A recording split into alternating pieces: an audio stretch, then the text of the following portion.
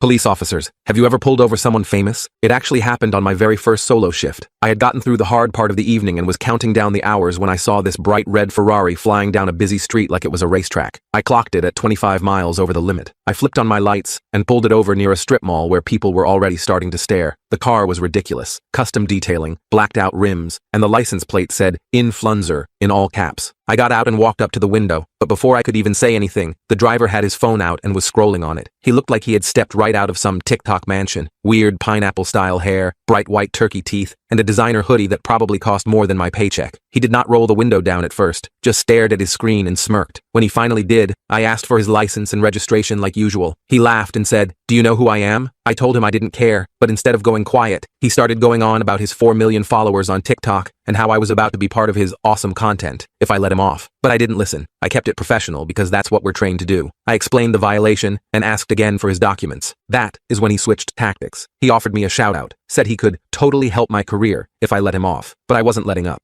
I told him I was writing the ticket. That's when his whole face changed. He got more aggressive. He started scrolling through his phone, showing me videos of him with actual A-list celebrities. He said, "Look, I can make you famous overnight. Why be difficult?" Like he could not believe I was not impressed. I had just finished writing the ticket when he flung open the door and got out without permission. I will admit, I got a little nervous given this was my first solo shift, but I told him to get back in the car. Well, he ignored me completely and pulled out his phone. Before I knew it, he had started live streaming. He waved the phone around like a weapon and yelled, "Guys, this cop is harassing me for nothing. ACAB, ACAB." And I could see people at the strip mall pulling out their own phones to record. My heart was pounding, but I tried to stay calm. I asked him one more time to give me his license and registration. That's when he told me to screw off, that he was above this legal nonsense, and started taunting me, saying I should be thanking him for the publicity. I warned him that if he continued to refuse, it would lead to more charges. He laughed this demented little rat laugh and said, "I'll get you and your whole family fired, Lil N-word." That's when I called for backup, and while I was waiting, he started getting personal. He told me I must have become a cop so I could harass people, because deep down,